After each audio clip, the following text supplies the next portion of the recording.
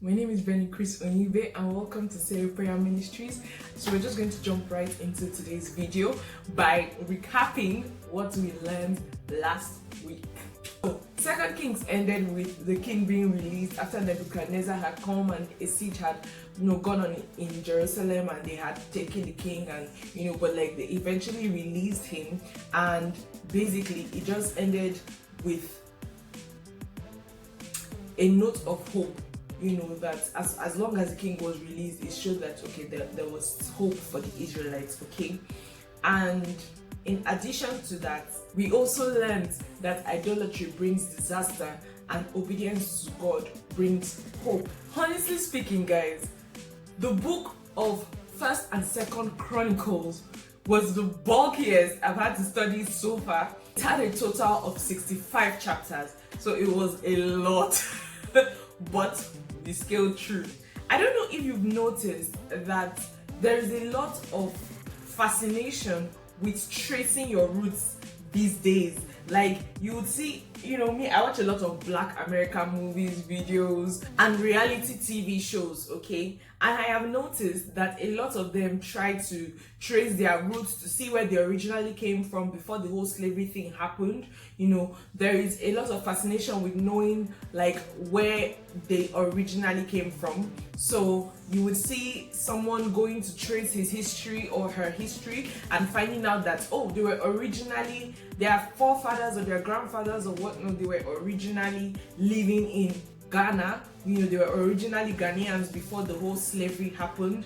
You will find out a lot of these things, and it makes, I think it gives them a sense of belonging, this happened, this is where this is my home. And a number of them go to actually visit the original African countries that they came from. I also have been fascinated with history lately. I find myself, trying to find out what has happened in history leading up until this point in Nigeria and in other countries on the international scale.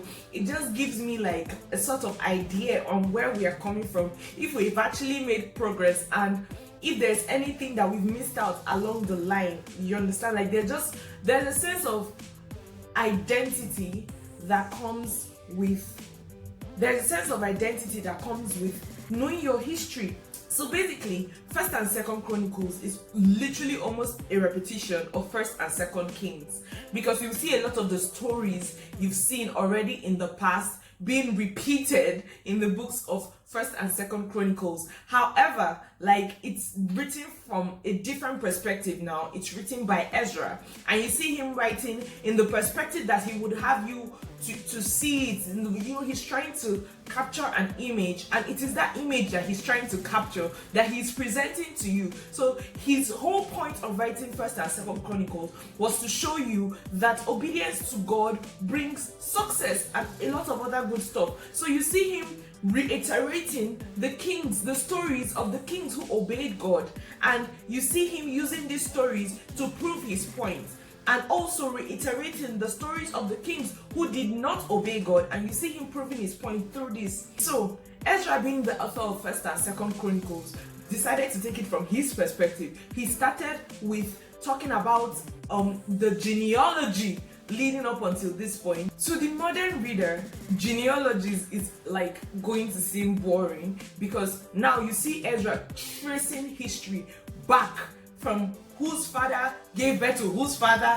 It is important to them because as at that time, your history is so important, because it basically shows the clan you came from, the family you came from, and that is rooted in a sort of identity that this is who your father is, and this identity helps them basically unify everybody that exists as at that day. And the whole point of trying to unify everyone is because at this point Israel is scattered. Basically, there was a siege, there's a lot of fighting, there's a lot of deaths, and there are a lot of people that have been captured. So Israel is like a scattered nation now. So tracing back history is yes, though you are scattered now, though you may not know who your fathers are, I will tell you where you came from. And this basically births identity for them. So after tracing the history from chapters 1 to 9, you see him in chapter 10 starting his book of Chronicles by talking about how Saul died, the latter days of Saul's life, and everything leading up until David became king. So the reason you see Ezra writing very little about Saul's life and going to the point of just writing the latter days of his life was because he saw Saul as an introduction to the ideal king who was David. Because, generally it was accepted that as at that time, Saul's reign was a disaster, politically, spiritually, and otherwise for the Israelites. Because I have already told you guys about the stories of David and Solomon and all these people, I will not go in depth into the stories again. A bulk of what he wrote was based on their lives as leaders, their leadership skills, and what they did right as leaders and otherwise. But he did not delve into their personal lives. You will not see him talking about the sin David committed with Bathsheba. You will not see him talking about that because that was not his focus. So he wasn't trying to rewrite history. He was trying to tell a story from a particular perspective, and talking about other things were going to be a deviation of the point of his story. Let me put it this way. Whenever you trace history, whenever you try to trace your history or where you're coming from, you have a purpose. Some people do it for the sake of identity. Sometimes some people do it because there's something they are looking for that they've not necessarily found. Ezra's reason was to focus on leadership and to prove a point that if you follow God and if you obey God, then it can only birth beautiful things. So you see him talking about how David was a musician, how David organized the tabernacle worship in chapter 6 verse 31.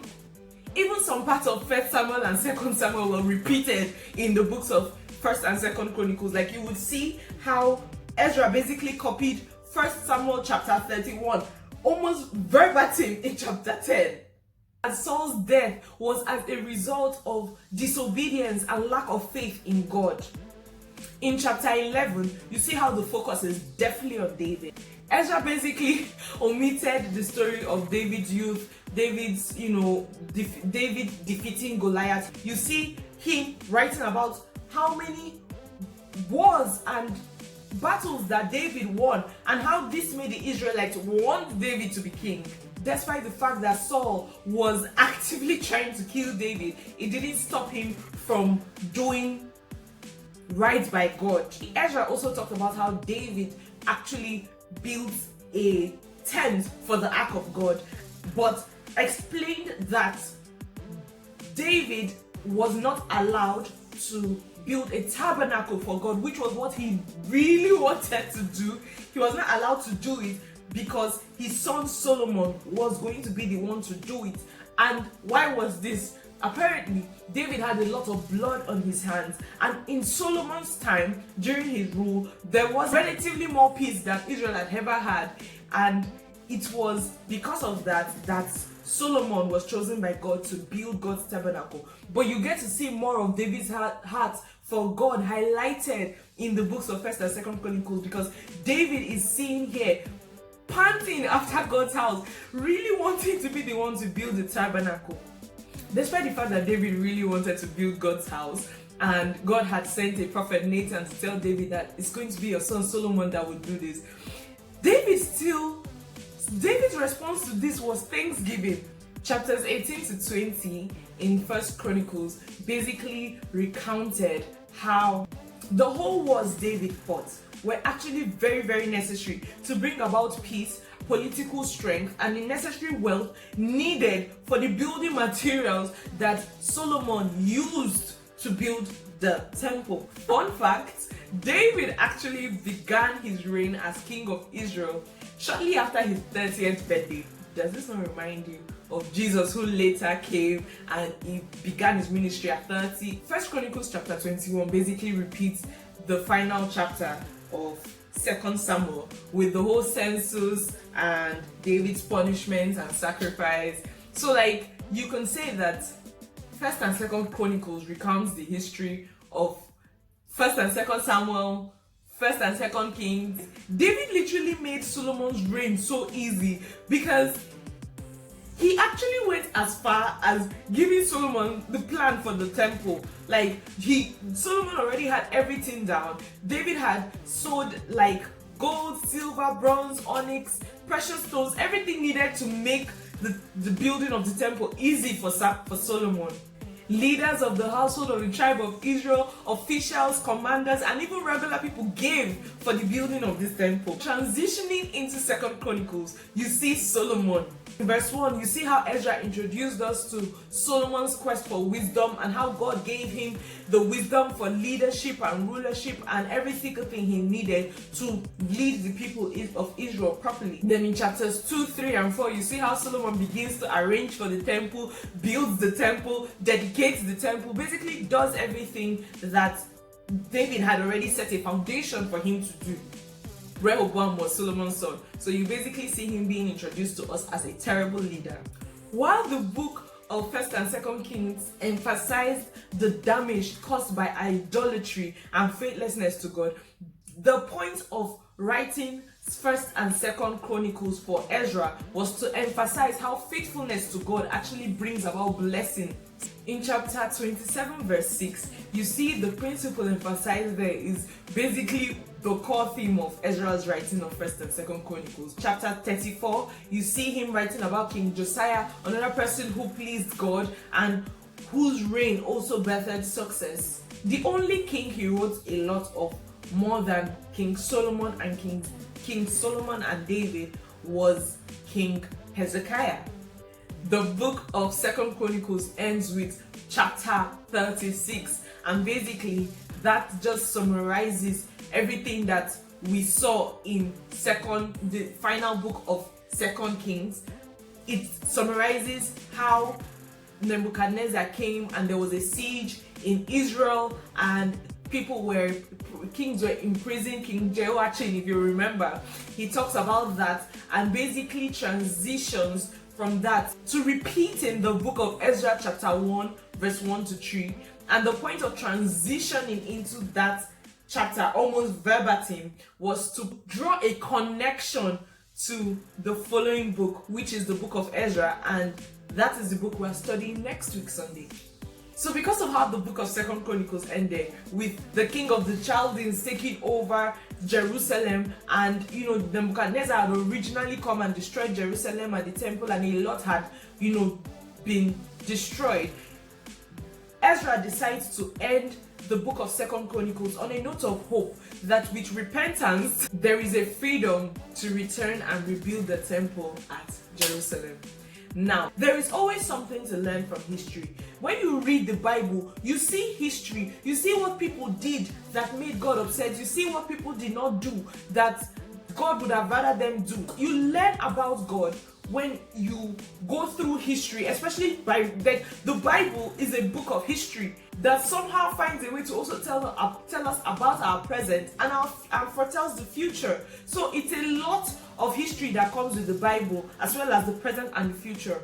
But you cannot separate history from a Christian's life, because the only way you would know what God would expect of you and what God would have and the nature of God is by going through history, going through the Bible to learn from other people's mistakes and to see the nature of God and know what you can do to please God. So with that, we've come to the end of our video. I encourage each and every one of us to learn from history. And how do you learn from something that you have not studied? Always study history, always learn from people's mistakes. You don't have to make those mistakes before you learn from them. You can learn from other people's mistakes. I love you guys. See you same time next week. Bye guys.